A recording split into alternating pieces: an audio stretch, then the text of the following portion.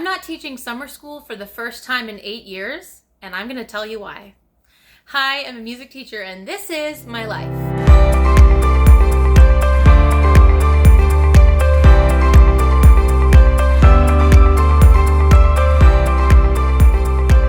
Welcome back to the channel, everyone, and welcome to those of you who might be new here.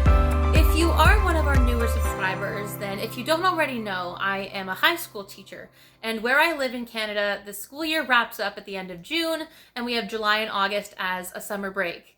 I know I've been away for the last few weeks. A big part of that was because it's the end of the school year. Everyone's really busy with getting all of the final projects done, summative evaluations, marking assignments, and doing report cards and comments and all of those things. But at long last, I have a little bit of a break to sit down and film for you guys and talk a little bit about why, for the first time in my 8 years of teaching, I'm not teaching summer school. But before I jump into that, be sure to give this video a thumbs up, subscribe to the channel, and ring that notification bell so that you never miss another video. So like I said, I have been teaching with my school board for 8 years now. First as a supply teacher, aka a substitute teacher, then as an LTO, which is long-term occasional teaching, so a person who might cover a parental leave or medical leave, and now as a permanent teacher. Now I'm not full-time permanent, but I'm almost full-time permanent. So first, I want to share a little bit about why I chose to teach in the summers for the first 7 summers of my career, and then I'll lead into why I'm not doing it this summer. Teaching summer school can be very important and sometimes necessary if you're a young teacher and you're trying to add more and more teaching experience to your resume. And it's also very helpful financially. I've mentioned it before in some of my myth-busting videos, which I can leave in the description box. But basically, a lot of people seem to think that teachers get paid for time that they're not working.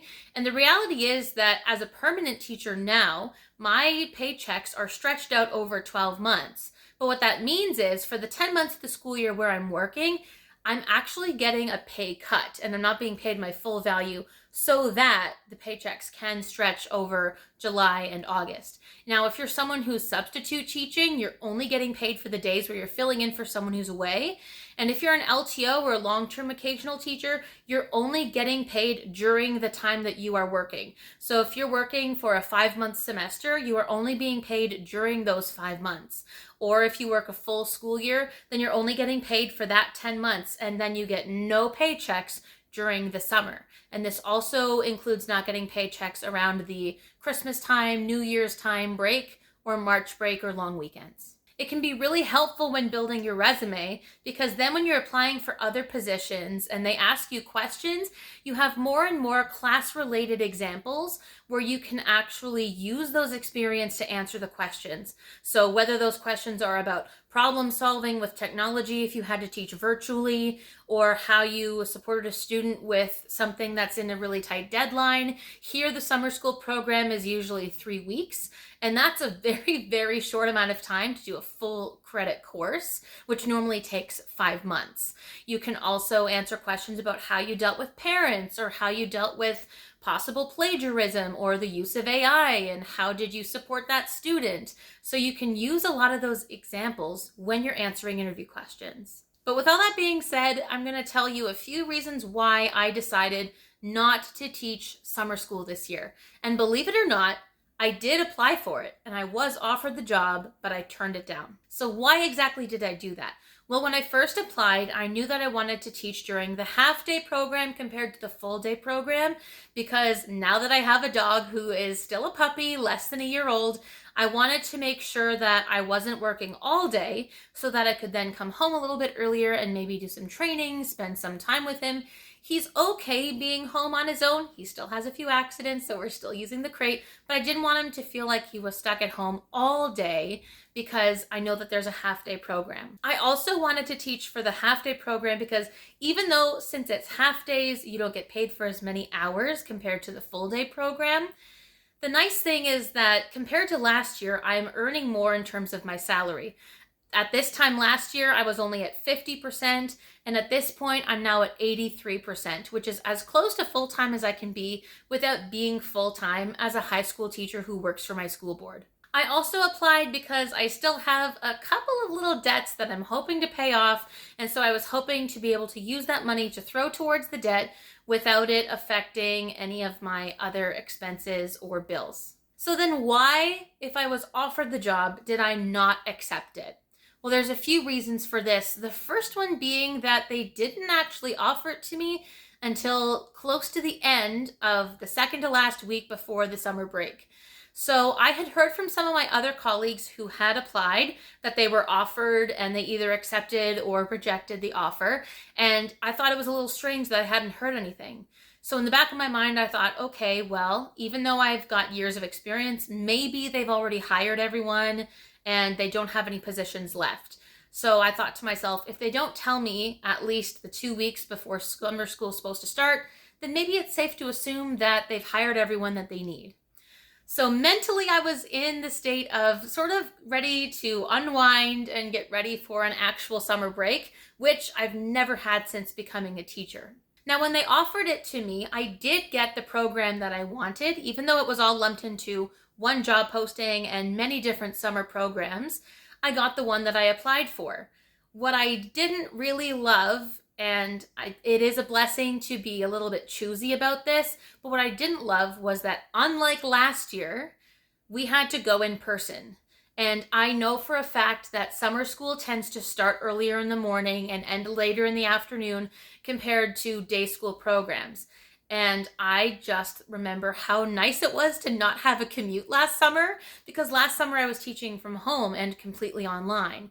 So I thought, well, the commute's not great. And remember what I said earlier, at this point, mentally, I had started to shift into relaxation mode and sort of started to prepare for having a full summer off. But the third reason's most important, and that reason for me is family. Without giving too much personal detail away, one of my family members is moving quite a far distance away, and the date that they booked for their flights, which was most affordable for them, was going to be in the middle of the summer school program. So when I talked to this family member and asked them about their flights and they told me this, I realized, okay, I have to make a decision. Either I'm going to accept this summer school position and not see them before I move, or make the choice to, even though it may not be as financially beneficial, turn this down and go see them before they fly out. Right now, they live a few hours away, but it's drivable. So I can drive and see them before they move compared to flying to see them in the future where it's going to be a lot more expensive.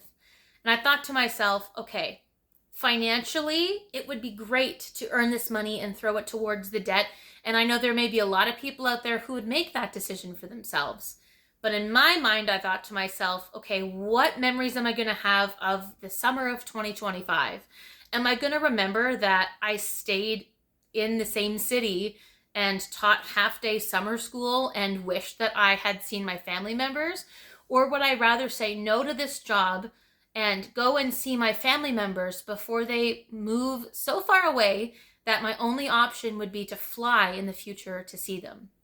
I didn't want to make a choice that I'd regret. So ultimately I chose to go and visit that family member, because we all know that money can be earned, it can be spent, you can earn more, but time is a resource we don't get back. And I didn't want to regret not seeing that family member, knowing that they're likely going to be moving away and also not moving back. They see this being a long-term move for them. So that's part of why I chose not to teach summer school this year. So what am I going to be doing in the summer instead of teaching summer school? Well, like I said, I am going to be spending a little bit of time with my family. By the time you're seeing this, it will already be in the middle of my trip. So don't worry, I will be back on YouTube a little bit more over the summer, but I am going to spend a little bit of time going to visit family with my partner. I'm also going to be spending more time on my physical health. Part of the reason why I haven't done as much filming in June was because I was focusing a bit more on my physical health, and I'm happy to talk about that in a little more detail in a separate video if that would help.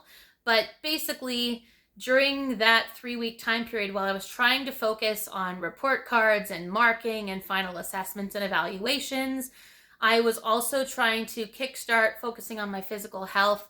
And the reality is that when you're trying to balance all those commitments, something has to fall to the wayside, and filming just wasn't as big of a priority at that time.